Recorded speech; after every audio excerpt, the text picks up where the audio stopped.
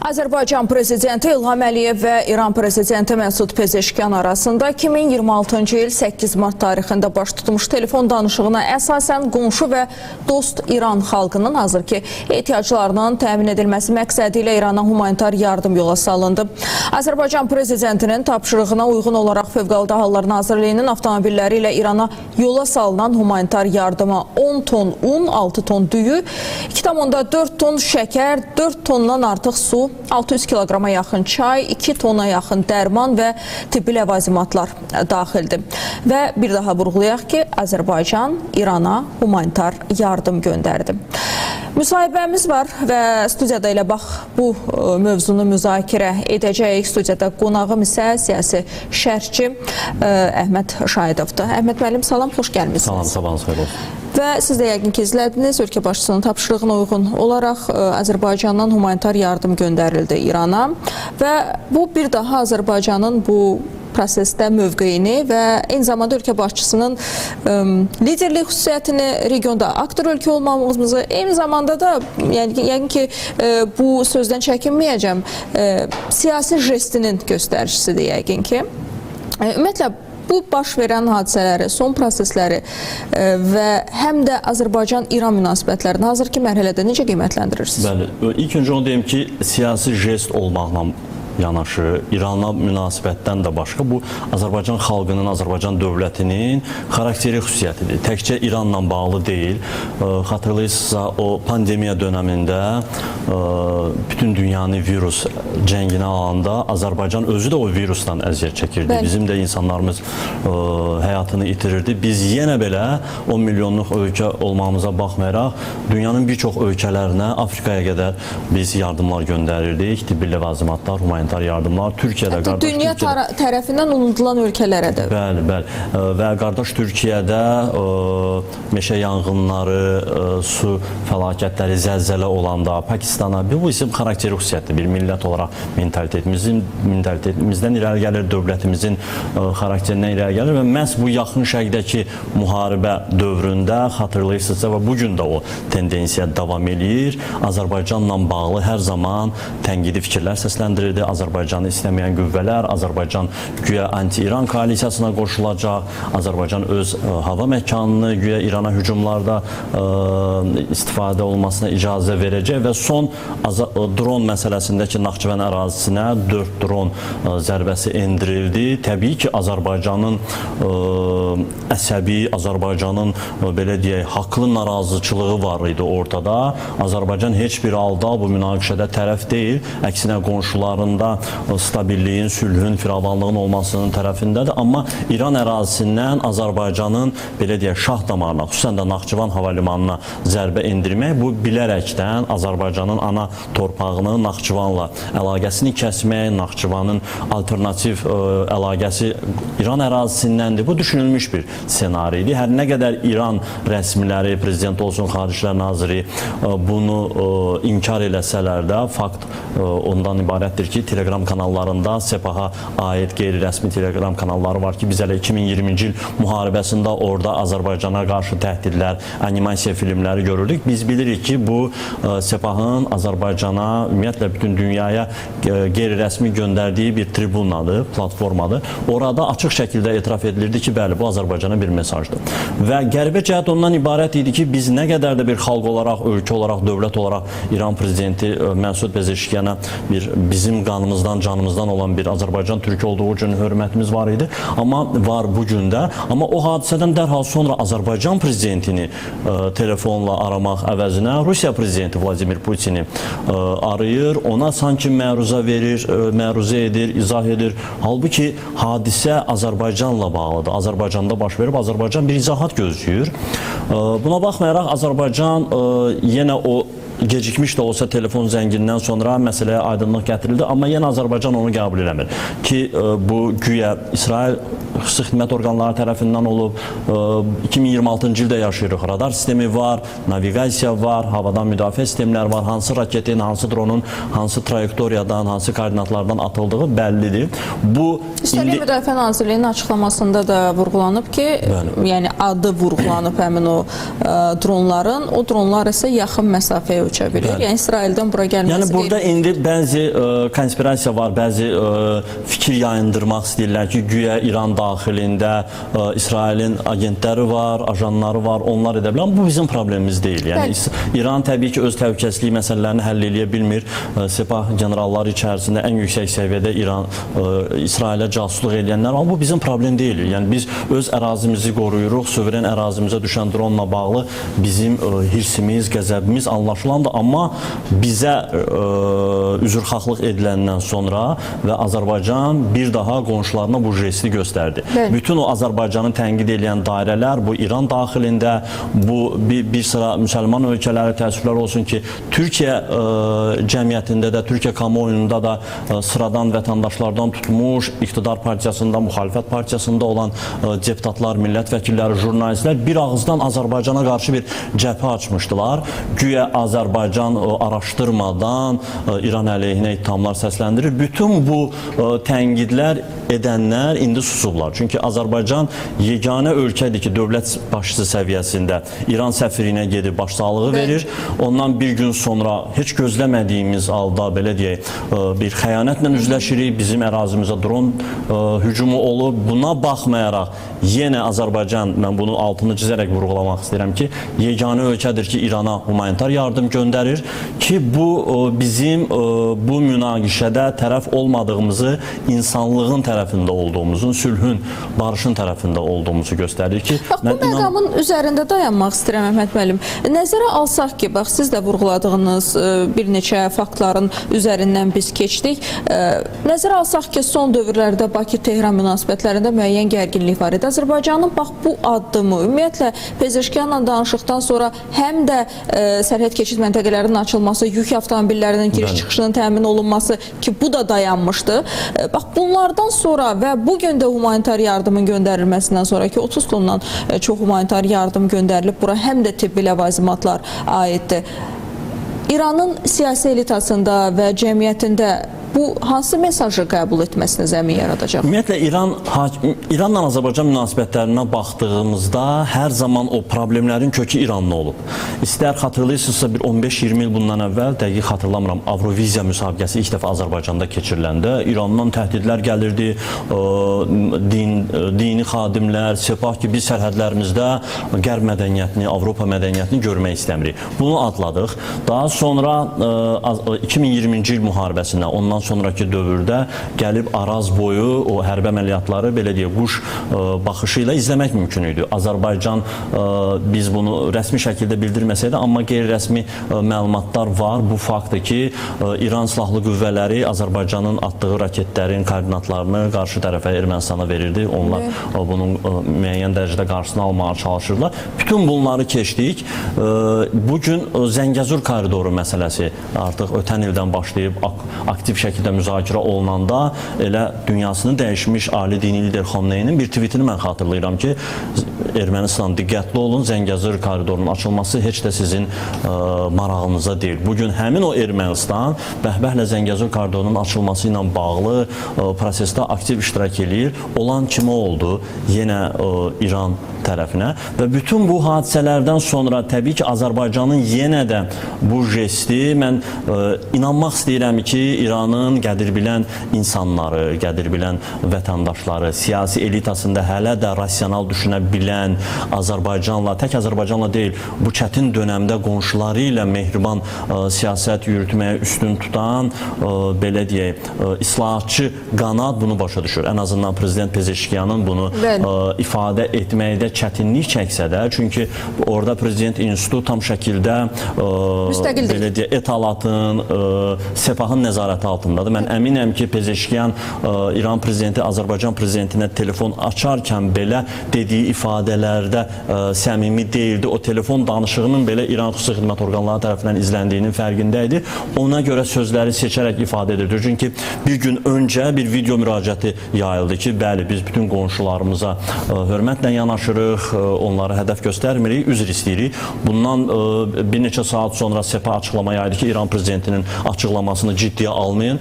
Üstündən bir neçə saat keçdi, İran prezidenti təkrar bir açıqlama verdi ki, mən o mənada üzrxahlıq demirəm. Yəni, bölgədə müharibə gedir, sadə vətəndaşlar, Əhməd, Məmməd bundan narahatçılıq yaranırsa onlardan üzr istəyirəm. Larijani'nin də açıqlaması var idi Azərbaycanın. Yəni, Larijani xüsusən də hədə-qorxu tonunda danışır ki, bəli, heç bir fakt yoxdur, sübut yoxdur. Azərbaycan bütün tərəflərlə münasibətlərini qoruyur, saxlayır və biz müharibənin o dəhşətlərini görmüş bir ölkəyik. Bugün Ukrayna ssenarisi var.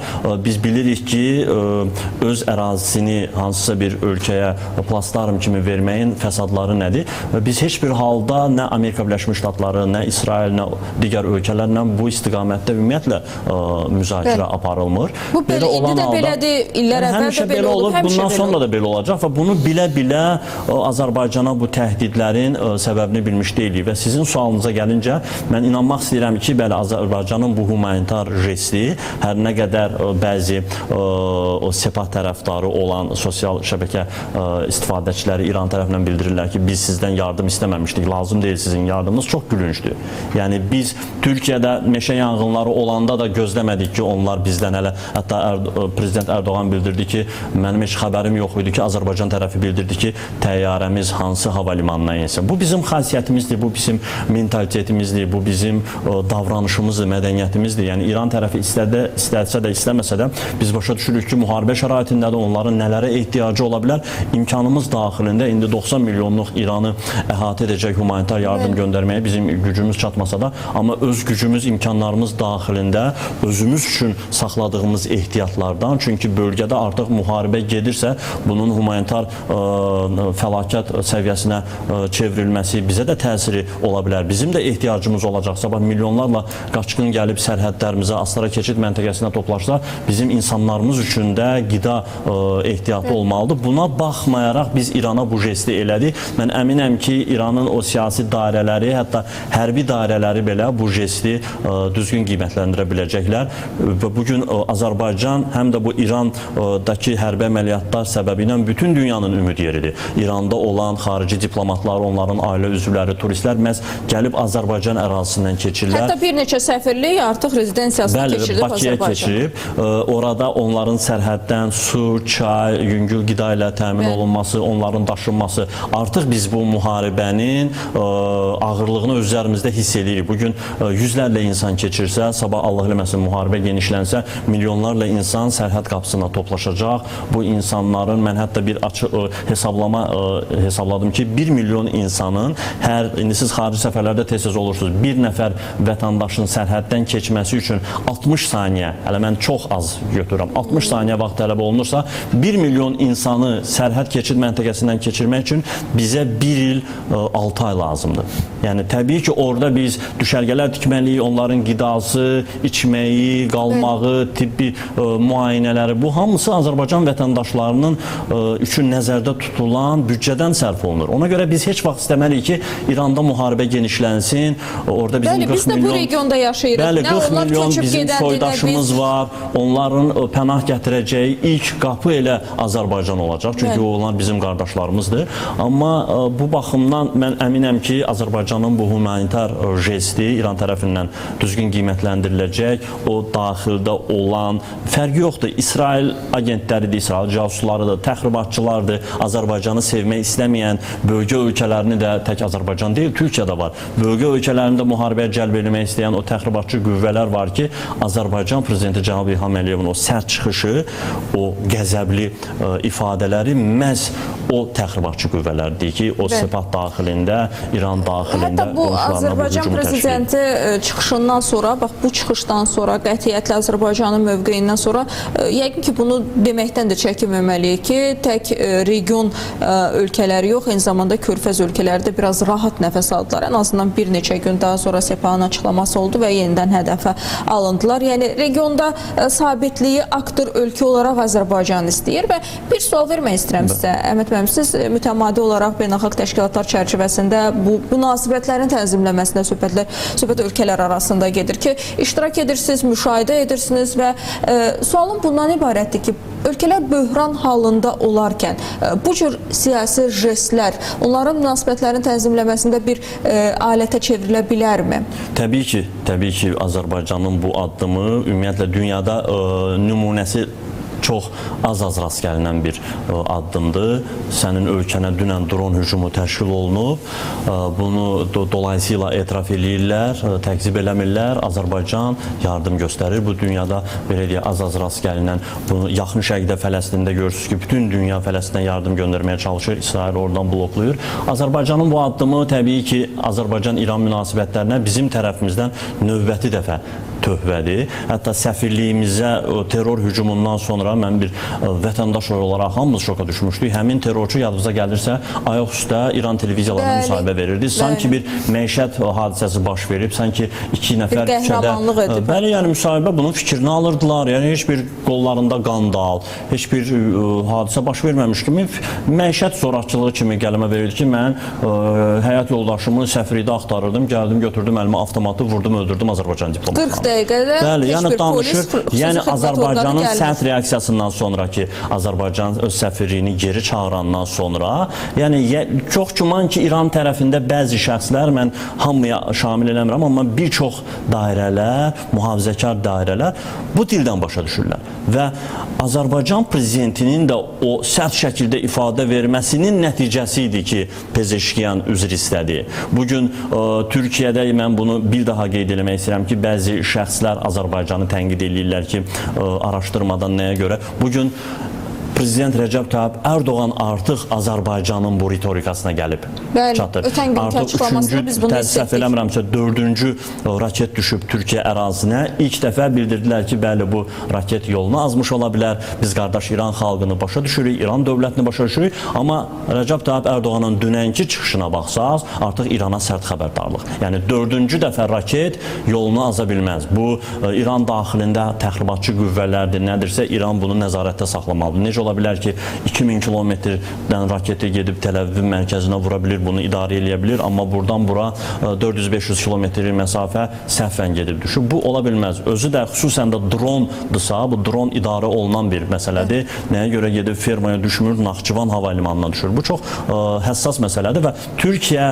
liderləri də, Türkiyə rəhbərliyi də, lideri də artıq bilir ki, xeyr, bu İran tərəfindən olan, İran daxilində olan təxribatçı dairələrdir və artıq sərt ritorikaya keçib Azərbaycanla bağlı, Türkiyə ilə bağlı bu dron raket hücumlarına bağlı İrana xəbərdarlıq eləyir. Bu Körfəz ölkələri üçün də bəli bir simvoldur. Onlar da əvvəllər çox ehtiyat edirdilər. Artıq bu məsələyə açıq münasibət bildirirlər. Biz əminik ki, Azərbaycan olaraq belə hadisələr bir daha yaşanmayacaq. İran tərəfi daha diqqətli olacaq və Azərbaycan öz imkanları çərçivəsində bundan sonra həm humanitar yardımı davam elətdirə bilər, eyni zamanda vasitəçilik missiyasını ortaya qoyub dünyada sülhün, ən azı atəşkəsin, barışın əldə olunması istiqamətində hər nə qədər tərəflər buna hazırdılar, razıdılar. Çünki İran tərəfi bildirir ki, müharibəni biz başlamamışıq, amma biz bitirəcəyik. Öz işləridir, amma elə eləmək lazımdır ki, bölgə bu fəlakətə sürüklənməsin.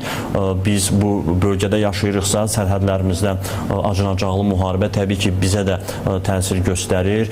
Bugün İranın Təbriz, Ərdəbil, Urmiyə, mən heç bir oradakı xalqları bölmək istəmirəm, amma bir köynək bizə daha yaxındır. Təbrizdə yaşayanlar, Ərdəbildə, Urmiyədə yaşayanlar, onların bir nəfərinin belə burnunun qanamasını istəmirik. Çünki onlar az öncə dediyim kimi yenə bizə pənah gətirəcəklər, Türkiyəyə pənah gətirəcəklər. Türkiyə sərhədlərini bağlayıb. Mən bunu Yer gəlmişkən ötən dəfəki 12 günlük müharibədə bağlamamışdı və xeyli sayda da qaçqın var idi. Bəli, qəbul eləmişdi. Bugün Türkiyə indi öz işləridir, öz siyasətləridir, amma Azərbaycan sərhədlərini ən azından oradakı diplomatlar üçün, onların ailə üzvləri, turistlər üçün bağlamayıb. Hətta bu gündən etibarən yük daşımaları da, bütün növ yük daşımaları da bərpa olunub. Bu Azərbaycanın İrana, oradakı bəzi şəxslərə, dairələrə bir mesajıdır ki, Azərbaycan İranla münasibətlərə böyük önəm verir. Çox sağ olun Əhməd müəllim. Təşəkkür edirik. Ümid edirik ki, bu dəfəki jestimizdən daha doğrusu sonra yenə xəyanətlə qarşılaşmarıq. Ümumiyyətlə biz regionda sülh istəyirik və ümid edirik ki, bu müharibə də regionda tez bir zamanda bitər. Söhbət heç orada yaşayan türklərdən getmir. Heç kim həyatını itirməsin, müharibələr olmasın. Və bir daha vurğulayım ki, Azərbaycan İrana humanitar yardım göndərdi bugün səhər saatlarında. 30 tondan çox yardıma düyü, çay, un, lazım olan məmulatlar, eyni zamanda da tibbi ləvazimatlar da daxildir və biz də elə studiyamızda bu haqda danışırdıq.